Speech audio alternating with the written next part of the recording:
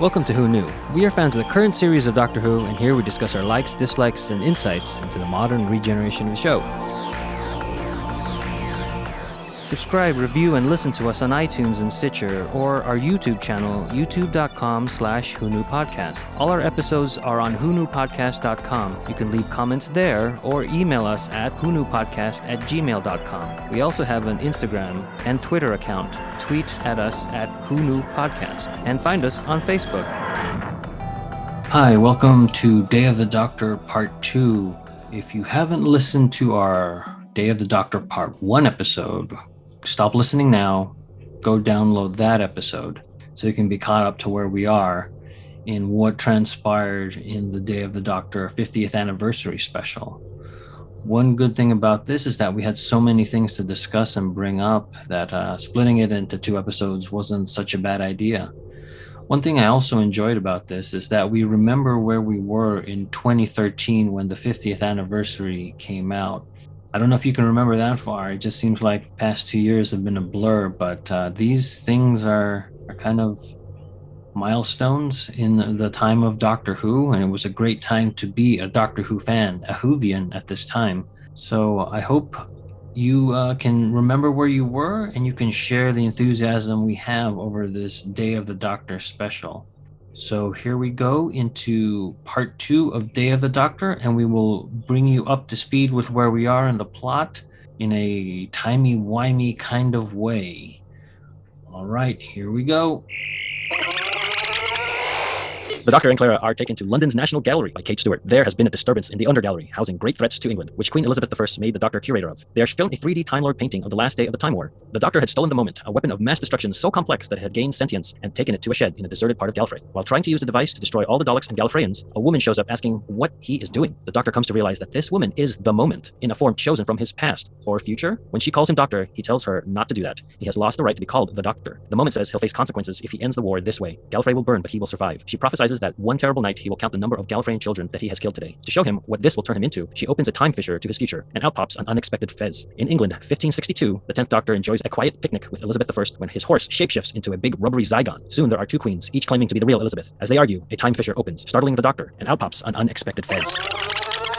I'm qualified to teach about Marcus Aurelius because I met him once.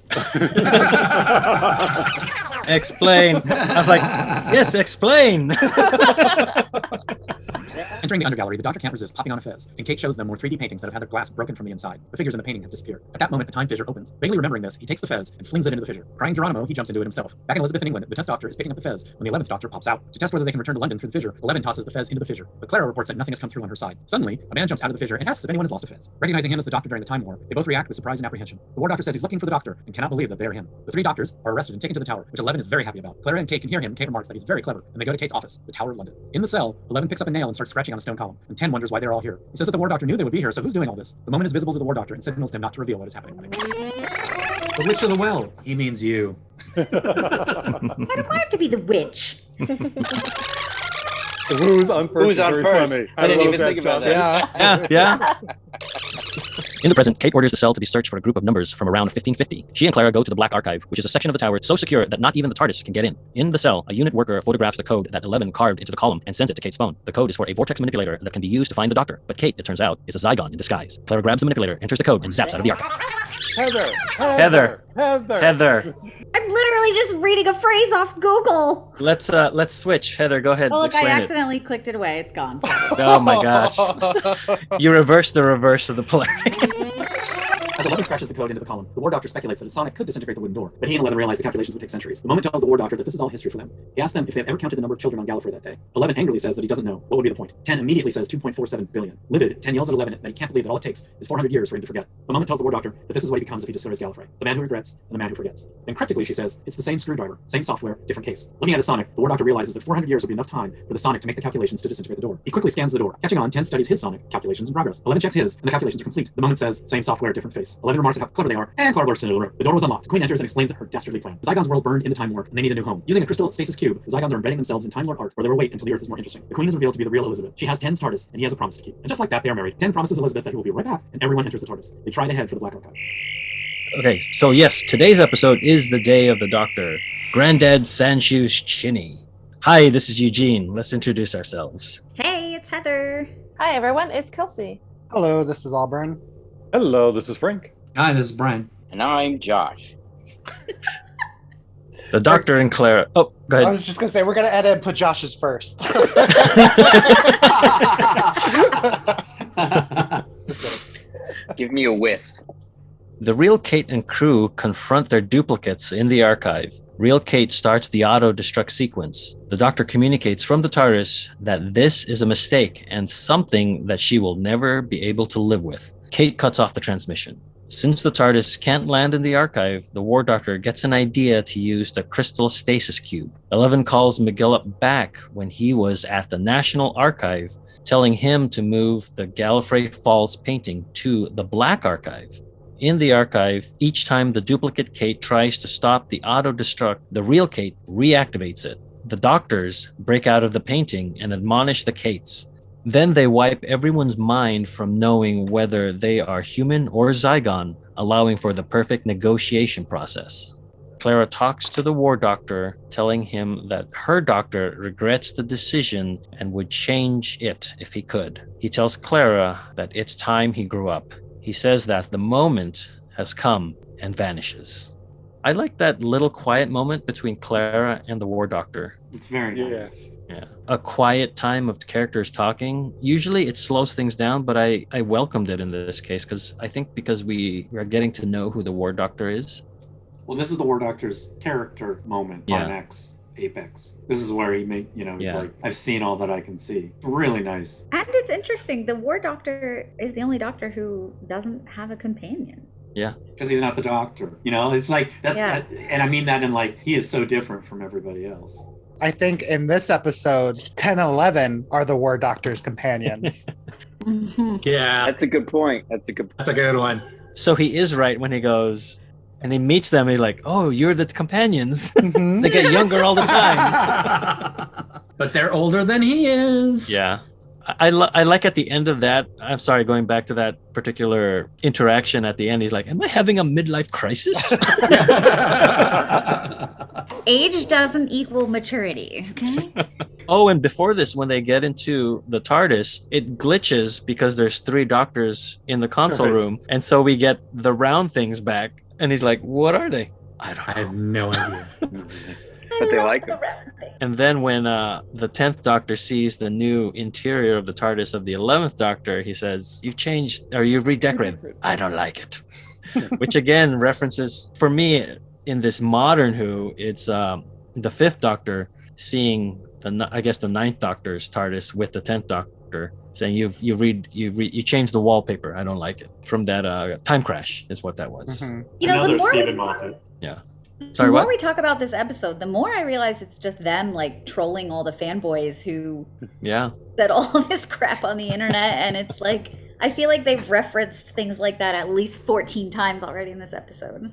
Mm-hmm. Like, oh, there's But it's kissing also- now. Oh, I don't like the redesign. Oh, what are you? They get younger. Why are you so young? Like, they've really touched on all the controversial points and kind of made fun of. I mean, not in an angry, aggressive way, but it's like tongue in cheek. Yeah, yeah.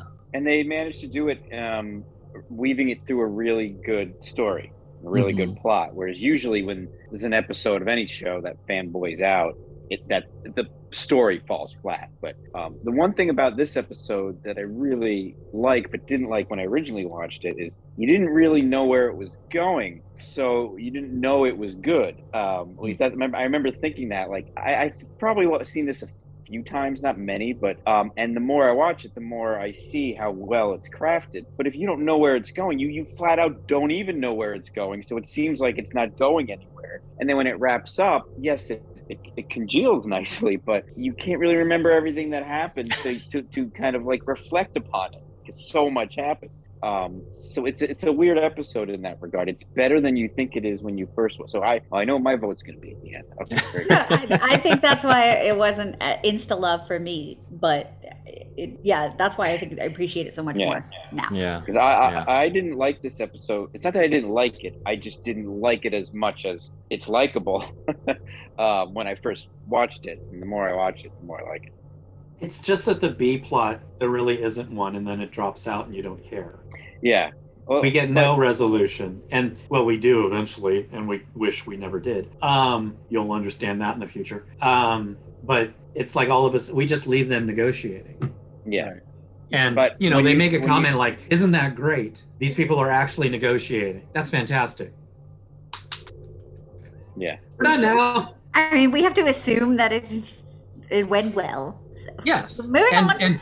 And for me, that's enough. I don't need any more of them. Yeah. I want to A go lot of back to times- those 3 doctors. I mean, speaking for myself, at least earlier on when I used to watch this show, you kind of, it's an action adventure show. So you kind of just expect to be led along with action and adventure. And when the plot, the actual plot of the story itself is very heady and emotional, if you don't realize that at first, I end up being let down because I was like, well, what about this? Well, what about that? Oh, that kind of felt flat. When really, it's so layered, the show, it's easy to miss the main point. I can see that. That's all. I did like the moment between Clara and the War Doctor, because she realizes that he hasn't done it yet. And it's like, how do you know? Your eyes, you're a lot younger. Yeah. You know, even though he looks older than the other two. It's like you're a lot younger. And it brought me back to River when the Doctor first meets River, going, you're really young. Wait a minute. Because she's thinking more of future doctors that she knows. Mm-hmm. So I just like that they both can see, I guess, the soul and what they've gone through through the eyes. And then even before that, it's total fan service of the slow motion shots of the 3 doctors escaping the painting. Yeah. I don't care. I love it. It's so welcomed in that moment. Yeah. It's like I was waiting for this. And the big score. Yeah. Dun, dun, dun, dun, dun, dun. And then showing them in the Time War was cool. Yeah. I really enjoyed having all 3 of them in there. I like how they use their sonics. Yeah. Because they make a big deal that the sonic's not a weapon. When all 3 of them are holding out, they've got that like wavy things coming out. So I always read that as sonic waves just pushing the Dalek out of the painting. Hmm. They're not blowing the Dalek up. It's Right. the Dalek going through the painting that destroys it. So it's like, it isn't a weapon. We're just using it because sound can push things. I also like that you don't see the front of them. It's mostly the back. I enjoyed that. The Clara entrance seemed odd. Like Clara was in the painting. When she like pulls herself out. But didn't Oh. that hand seem like it's from somebody else? Yes. Yeah, Well, I think it's the angle. Yeah, it just seemed Yeah. weird. This? Maybe it was 3D. Mm. Maybe that's something I that bet. they did for 3D. That other one was just a stagehand holding it up, and they just didn't. Yeah, they got a hand model. That would have been great if all 3 of them tried to get out, but they were stuck. They're like, "Eh, what?" Missed opportunity. They're like, no, I move. No, you move. No, we're all moving together. It's not They working. start poking each other's eyes like the Three Yeah. Stooges. We're confused in the painting. Back at the shed, the War Doctor stands in front of a big red button. Press it, and no more Time Lords, no more Daleks. The moment says that he has seen the men he will become, and he says that they are extraordinary, and they are the Doctor. He is just there to light the flame. Before he pushes the button, 2 TARDISes appear, and 10 and 11 emerge. They admit that the War Doctor was the Doctor more than anyone else, and they decide that all 3 of them will press the button, because there is no other way. Clara reminds 11 to be a doctor, and he declares that he has changed his mind. Things are different because now there's 3 of them. They come up with a plan to destroy the Daleks while putting Gallifrey in stasis instead of blowing it up. They maneuver their 3 TARDISes into low orbit around the planet and are joined by other TARDISes until there are 12 in total. No, 13 TARDISes and doctors. And with a Geronimo, Allon-Z, and a Gallifrey stands, they flip the switch. After huge explosions, the Daleks are destroyed and Gallifrey is gone. Another moment. Another moment that is so welcomed. I'm like, I love it. it's just so cool that you hear the first Doctor is like, Doctor to the War Council, and then you just see the footage of every Doctor after that. I loved it. He's like, oh, my nightmare. And then you see the eyes of the Yes. 13th Doctor, or the 12th Doctor, sorry. 12th Doctor, yeah. But I just remember that shot of his eyes being all over the internet. Like, yes! Like, it was very, very exciting at the time. Yeah. So So I don't know if this is going to be controversial, but this sort of changes what happened because they save Gallifrey, but then they destroy the Daleks, where before the Time War sucked both, as our understanding was, I mean, it ripped the Gallifreyans and the Daleks out of time. So then you can still have Daleks that have done stuff, but then now they start disappearing from all of time. So they could do something in the future because of time travel and still have that, but then now they're just destroying themselves. So that changes things a little bit for me, but it's something I try not to think about, because the original idea is that you took away both the Time Lords and the Daleks. So then the adventures that the Daleks and that the Doctor had with the Daleks previous to the Time War, like with the Fifth Doctor in 1985, that still happened, but then they got plucked out of time. So you can remember that, but not have any other memories of the Daleks, like in sort of like in history. Yeah. So to then now not suck them out of time and to kill the Daleks, that sort of changes things. Because there are things like the Cult of Skaro, which is a group of Daleks that escaped the Time War. So that one I'm okay with. Anyway, it's just a very deep dive nerd thing about this that I thought of while watching this this past week. That must be why I didn't think of it. Yeah. I'm not a nerd. Isn't the end of this basically saying that the War Doctor, when he regenerates, will remember it differently than what actually happened? So No. what we were told of Yes. the Time War may not have been what actually happened. It's what Right. the Doctor is just remembering because he's remembering incorrectly. Yeah, so I'm not Yeah, arguing so- that. I'm arguing the physics of destroying the Daleks rather than taking them out of time. But what I'm saying, right? But what I'm saying is maybe it just was put in his memory. He thought that's what happened to the Daleks, Yeah. but in reality, not. But I'm going so far as how we explained it to ourselves as a podcast before we Sure. reached up to this point. That was like, okay, I can see how that works. Now it's like changed a little bit. Anyway, Sure. Theoretically. yeah.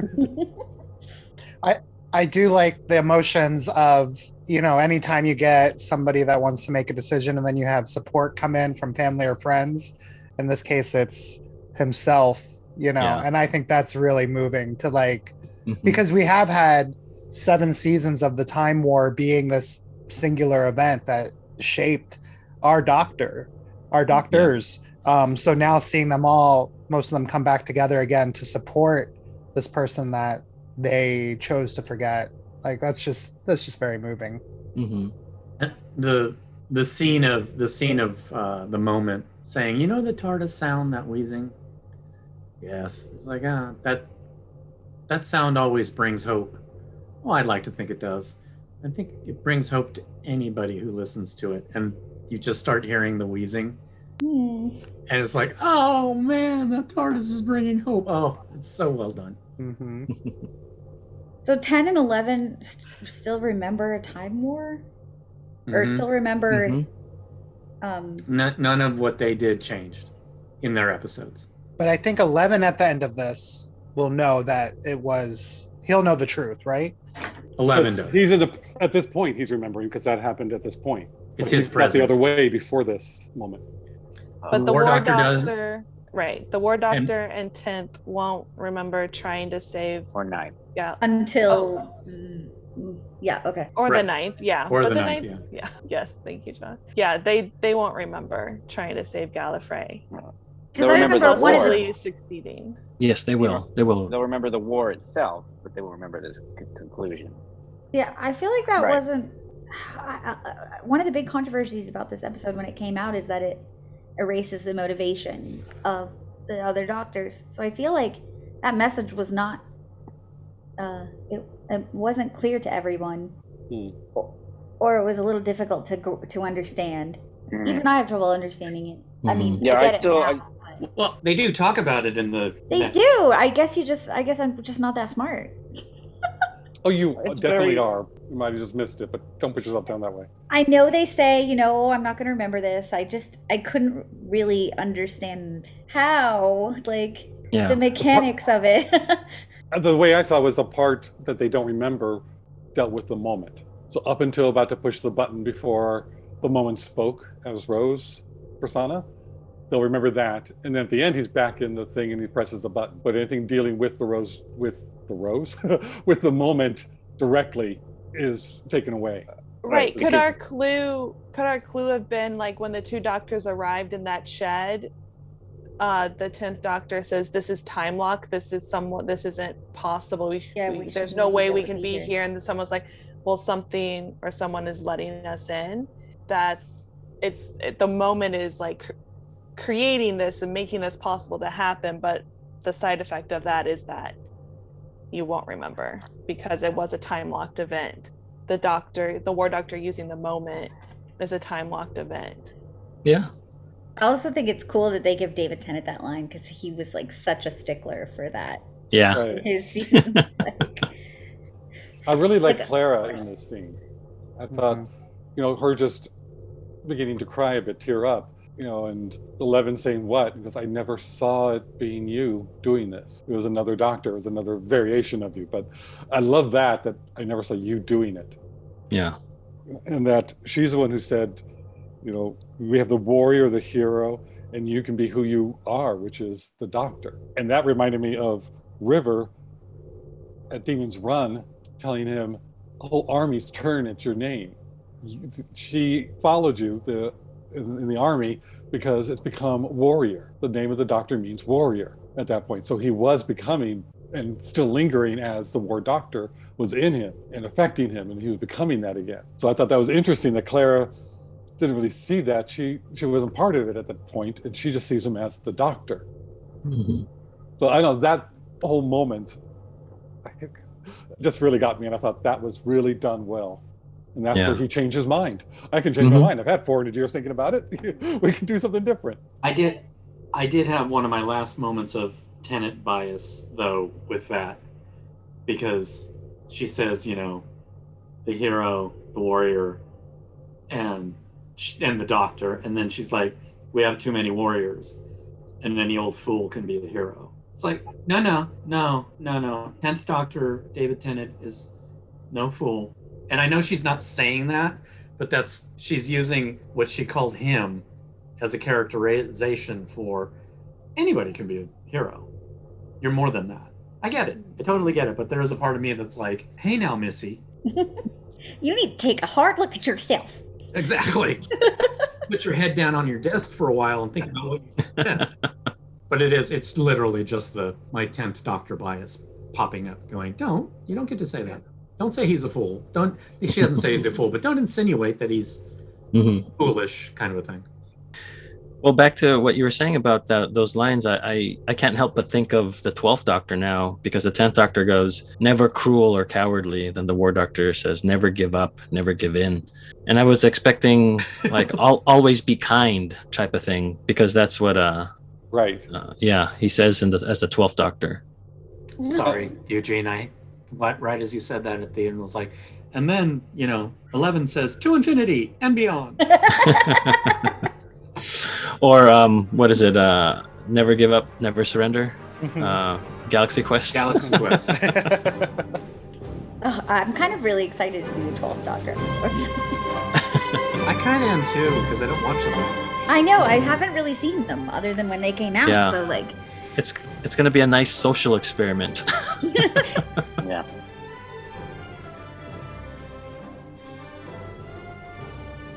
Having a lovely cup of tea, the Doctor and Clara are studying the Time Lord painting back in the National Archive. The War Doctor admits now, for this moment, he is the Doctor again. He says his farewells, enters his TARDIS, and begins to regenerate into nut. 10 gallantly says goodbye to Clara and disappears into his TARDIS. Clara tells the Doctor that the Curator was looking for him and enters their TARDIS. Musing to himself, the Doctor says he could be a curator. He'd be the great curator. Just then a voice says, I really think you might. The Doctor turns, studies the old curator, and says, I never forget a face. I know you don't, the curator responds. He gestures to the painting and asks the Doctor what he thinks of the title. The Doctor says, which one? There are two, No More and Gallifrey Falls. No, the curator says, it's all one. Gallifrey Falls, no more. if the plan worked, the doctor asks, then where is Gallifrey? Where is it indeed, he replies. Lost? No. Shh. Who knows? Who knows? Then he leaves the room. The doctor at last knows where he is going. Home. The long way round. I enjoyed that. I was not expecting it. I don't know what it means. Like, yeah. Who is the curator? I mean, I know we know who the curator is, but how, what, where, when, why? Okay, so when I saw that, and after what had happened and transpired in this episode, the doctor can change who he or she can become. So They make it seem that he can. Yeah, like up until the 8th Doctor, he was the Doctor, and then he became the War Doctor. Then after that, he became the Doctor again, and then she. So then there are choices that can be had with a regeneration. So this makes me think that later, much later down the line of this Doctor's lifespan, he or she can become a curator. Like the other Gallifreyan that we know is the Master. So they just take up a new title. And reuse an old face. And yes, just like when we get to Capaldi, Right. or the 12th Doctor takes a face he had already met. So that's why they revisit old favorites, meaning the 4th Doctor.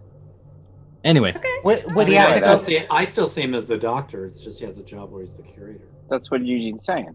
I think that the part that really threw me off was just that it was the 4th Doctor. So my brain was going, wait, how is the 4th Doctor still around? Rather than that he had gone full circle or changed back to an old look. So that's why it was so difficult for me to grasp that. I think that was the moment when the movie theater came closest to crashing down around because everybody screamed so loud. Because if you know Classic Who, Tom Baker never came back. No. Ever. He came back as a wax figure. He famously said, "No, I'm not doing it," and there was not a chance in hell that Tom Baker would ever appear in anything Doctor Who ever again. Just not going to happen, you know. And so when you heard that voice, and that was a really great kept secret that I don't think anybody had a clue. And when he said that thing, and people recognized his voice, we all lost our minds. Just lost our minds. It is really cool how he speaks before you see him. Yeah. And they really do take a long time of going over his shoulder to Matt Smith, where Matt Smith really is kind of like, I mean, he really is studying the face. It's not quick. And it is just like, oh my God. Everyone in the audience is like, wait, no, wait, what? No. Yeah. Yeah, that was a very good moment. And you even in that gallery setup, you have the round things. It's just all nice. Round things, yeah. And of course it's a white sterile environment because that's normally what galleries look like. But it just reminds me of the TARDIS interior. Yes. Yeah. Maybe that was his TARDIS. Oh. Yeah. It's a whole museum. Because now we know the TARDIS can be a diner. Yeah, why couldn't it be a museum? Yeah.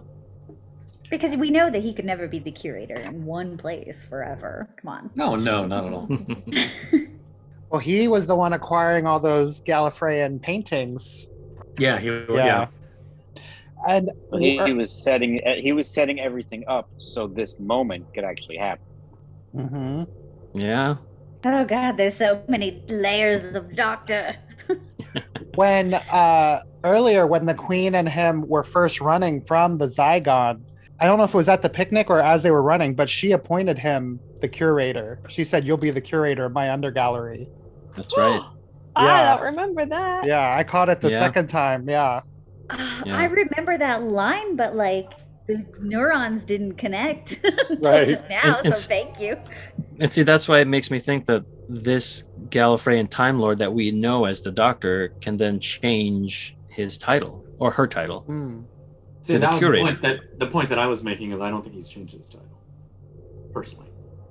I think I think it's I'm not saying that what I'm thinking is canon. I'm just saying that that's what I like. That's how you like it. Yeah. Yeah. And Gallifreyan, doctor actually and curator are interchangeable in conversations. I think an old Gallifreyan, In right? ancient, yes, an old In Gallifreyan, ancient, not yes. not the modern Gallifreyan. Right, no. Yeah. Ye old Yeah. Gallifreyan. Yeah, yes. Would he have to go back to those women that helped him turn into the War Doctor again? Like, would he have to like make the concoction? Here's a little bit of this, a little bit of this. This is could the Tom be. Baker version. Look, Yeah. Yeah. The Sisterhood of Karn. We don't know. Yeah. It could be. Oh man, I like this so much better now that I just know what the hell's going on. Just to go back to what Josh said, like I had so many questions that they were distracting me from my enjoyment, and which is not the show's fault. All of the questions that it's me. It's a me problem. But like seeing it and seeing it again and discussing it, it's so good. Ugh. Mm-hmm. Yeah. I really On like that the On top of the Gallifrey falls no more. That's been sitting in front of us for 2 hours And we never saw it. and never saw it coming. Genius. It's because they were clever and they always said it the other way around so that we Mhm. put it Yep. together. I really liked how John Hurt was able to become the Doctor at the end. Ever since Matt Smith, Doctor, saying, "I changed my mind. We can do this." John Hurt's performance was great. You could see a light in his eyes, the revive of the Doctor, the revival of the Doctor coming through that. And so his last bit that he did was the Doctor. It's so sad though that he like instantly becomes 9 and thinks he killed everyone. Like Yeah. so sad. He'll eventually remember. But going back to that, I like it where he's like, it's wearing a bit thin. Maybe the ears can be less conspicuous this Oh. time. Oh yeah, not gonna happen. That was also in the theater an interesting moment because everybody was started to scream and then went, oh. Yeah, because we get that one shot of the His Ninth eyes Doctor. It's his eyes. Oh, the overlay. Yeah. Yeah, they put, Eccleston's eyes are in there. But we get that one shot where all the doctors are bringing their TARDISes in. We get the one on-screen moment of the Ninth Doctor. So it was like, are you setting us up for the regeneration? And then they didn't give it to us. They did. But I'm glad that they were able to go. I mean, with all the hassle that they were having with Eccleston, I'm glad that they still were able to do the eyes. Because if we started him just starting to regenerate and we don't know what he would have regenerated into, If they couldn't have managed to do the eyes, they could have at least done the ears. Just Well, we didn't want But, any more I mean, I discussion like that about they- another Doctor somewhere stuck in Exactly. the middle. Yeah, yeah. Literally said it in canon that War Doctor becomes Yes. Yeah. no more discussion, people. yeah, because you could squeeze 50 doctors in there if you. Yeah. Finagle. I don't know. We could be on the 89th Doctor right now. You don't know. Apparently we are. We are. Spoilers, sorry. But Brian, I remember at the time we saw it the first time, you were like, oh, they kept the last line for 10th Doctor. So Yes, he's still the last saying that's line. his last line is the same as it has been before this episode. Which they stupidly wrote in because it's not organic. And then Blevin saying he says that all the time. No, he doesn't say that. It is not his catchphrase. His catchphrase is LOZ. And it's like, I don't want to go. It's like, And I think he should have said it in a different tone. Yeah. I don't want to go again. It's like, you're going to go there? Well, good, because I don't want to go. but I did think that they did intentionally do that because they wanted to continue the tradition of 10th's last words where I don't want to go. I wanted David Tennant back. Still, Yeah. they could have written it better. Oh yeah, it wasn't organic at all. It was so Yeah. It just feels odd that the rest of this is written so well that they couldn't find a way to write that better. Right? Whatever. Yeah.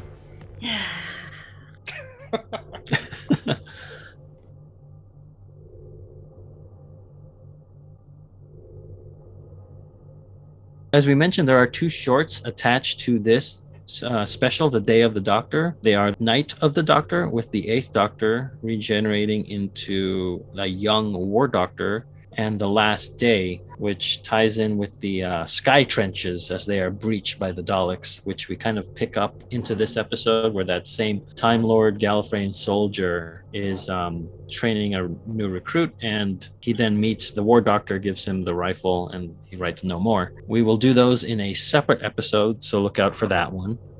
They are also both on the DVD for The Day of the Doctor, which is not tied to any season. It is its own DVD as far as it is in America. It is labeled the 50th Anniversary Special. And then there is a Strax field report, which is entitled The Doctor's Greatest Secret, where Strax just shows us an image of the War Doctor, John Hurt, as the War Doctor, and talks about this being his secret. This was released to tie in with the name of the Doctor, the last episode in season 7. So that's why I didn't bring it up in season 7, because it's more appropriate for this. I didn't want to really spoil that for people who are following along with us. All right, the cast. We get Billy Piper returning as Rose Tyler / The Moment / Bad Wolf. We get Gemma Redgrave also returning as Kate Stewart. Gemma Redgrave has been working in a lot of UK productions. She is cousin to Natasha Richardson and niece to Vanessa Redgrave. Peter de Jersey plays Andragor. He's not the general of the Time Lords. He's the I guess the second in command, or the right-hand man to the general. And he plays Brian Young in Broadchurch. And he voices a lot of video game characters. Ken Bones is the bald general, or the bald Gallifreyan general, and he's been in a lot of things, lots of movies and TV. Most notable, or the ones that I can remember that kind of stick out, are Troy, Cutthroat Island, Wing Commander. I looked this up, and he played Bishop Latimer in the Virgin Queen miniseries, so I found that funny that it kind of ties in with the Virgin Queen that we're discussing in this episode. And Latimer. Joanna Page plays Queen Elizabeth I. She was Just Judy from Love Actually, or she was Just Judy in Love Actually. She was also in From Hell, and she is Stacy in Gavin and Stacey. John Joe O'Neill plays McGillip. He is the guy that gets the phone call that we don't know why he's getting the phone call, and moves the painting into the Black Archive. He was in The Ballad of Buster Scruggs, the segment The Mortal Remains. He was Mr. Gans in The Queen's Gambit, and he was Tom Stagg in The Fall. Aidan Cook and Paul Casey play Zygons. Nicholas Briggs voices the Daleks and the Zygons. Barnaby Edwards and Nicholas Pegg are the Dalek operators. Osgood is played by Ingrid Oliver. We will see Osgood again in future. Yeah, 3 more times. One of them is a 2-parter, so that's probably why you thought two episodes were right. This episode is the last time we see Fez in the Moffat era of Doctor Who. Really? What? Ever? Yeah.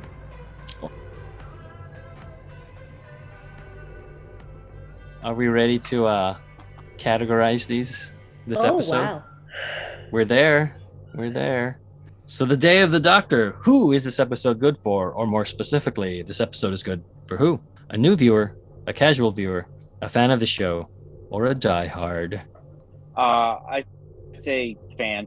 I think there's a lot of enjoyable stuff that someone who has no idea would come in and at least enjoy it, because they do pretty much explain everything that's happening. And I think that one thing we didn't really talk about today was the comedic partnership between Tennant and Matt Smith. Like, it was like they've been doing it for years. Together. And it's so enjoyable. But if 75% of the enjoyment of this episode is referential. Mm-hmm. So I think it needs to be a fan, but I don't think you need to be a diehard. I think it's just fan. Yeah. I'm going to say casual, because I think you'd be able to get enough enjoyment out of it. You might not get all the references, but you would still get the basic gist of what's going on. So I'm going to say casual. The definitions are broad in our categories, and they sometimes change depending on who it's best for. Or can a new viewer see this and be introduced to Doctor Who? So on the way I've seen it, or watching it this time, who is it best for, or who is it made for? I'm going to put in diehard, because there are so many hints and references to past Doctor in even the classic series. It's a classic villain, that's been brought into it. So it's all new for the new viewers, but it's a good reference. And as we said many times through this, especially Heather has said, it's all these different fanboy moments, and it's made for the diehards. And fan, yes, but I'm going to have to go for diehard. I think that's the one who's going to get the most out of it, enjoy it the most, and watch it the most. And that's who it was made for. It was a love letter to us. Well, with that category, I'm going to say new because I want this episode to be in every single category. So I'm going to say new. I'm going to say you can show this to your Aunt Sue, who doesn't even know what the doctor is. She hears doctor and she thinks, oh, the person's my GP. You can show it to her and she will be like, this is a great show. I can see why you watched this. Yeah. I don't understand anything that just happened, but it was really fun and really well made and very entertaining. And that David Tennant is such a catch. He's so charming. All right. I think I will classify it for casual. I think it is really good, but I wouldn't introduce somebody to Doctor Who through this, but I think it could come pretty quick once you got a gist of, who the Doctor is, and some of them you could enjoy this. Maybe not as much as a diehard, but I don't think it takes too much Doctor knowledge to enjoy it. I agree with that. I feel like normally I would choose casual, but I'm going to go out on the Frank limb here and say diehard because I was a pretty big fan of the show, and yet I remember not liking it as much as I wanted to because of all of the questions and things. So to me, that indicates that you either have to see it twice, which is not a caveat we can choose, or you be a diehard to truly appreciate it and really have those moments that Brian and the people in the theater were having. So I'm going to go with diehard for this. Yeah, for me, I'm going to put it into the fan category for all the Easter eggs, because like going through what we did as a podcast and watching An Unearthly Child, I hope helped the rest of you enjoy that opening sequence with all those Easter eggs, where you wouldn't know what that is on a first go. And I find it weird that the end of season 7, The Name of the Doctor, doesn't quite line up with this, The Day of the Doctor. There's like missing time. How did we get from The Name of the Doctor to The Day of the Doctor? I wish there was something in between that filled in these gaps. Maybe Clara is studying to become a teacher, just something. But I also think that this is one of Moffat's best. This is an example of what Moffat is great at. I just wish his tenure had more of these gems sprinkled throughout. It felt like this special was everything that he is excellent at. Yeah. And then another short, small Easter egg that we mentioned all the way in School Reunion is that when Sarah Jane Smith meets the 10th Doctor for the first time, she doesn't know this face of the Doctor. And I think she asks, how many regenerations has this been? And he says, half a dozen. So counting the War Doctor, that sort of lines up now, where back then the War Doctor wasn't even an idea. So I think that's cool that works retroactively. And again, as a fan, I'm going to do the research to kind of put these pieces together. So that wraps up the Day of the Doctor. Thanks for listening. Stay safe, and we'll see you next time when the future becomes the present.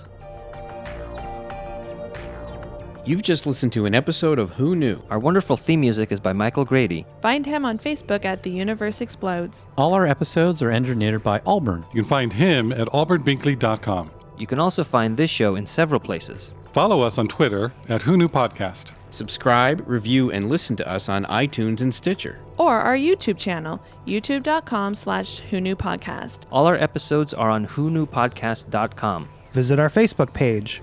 Please leave comments, reviews, and click like to help support Who Knew Podcast. To listen to our show on your Amazon Echo device, enable the AnyPod podcast skill. Ask AnyPod to play the Who Knew podcast. This podcast is inspired by Doctor Who, the longest-running sci-fi show in history. And especially the revival, spearheaded by Russell T. Davis. Thanks to Russell, Sidney Newman, Verity Lambert, Ron Grainer, Delia Derbyshire, and all those involved in the adventures of our favorite Time Lord. Your work continues to inspire and entertain. My name is Catherine Stewart, and I am part of the Paternoster Gang, playing Miss Jenny Flint in Doctor Who. I hear you are a big fan of Doctor Who, and you even have your own podcast called Who Knew? Who Knew? It's a good name.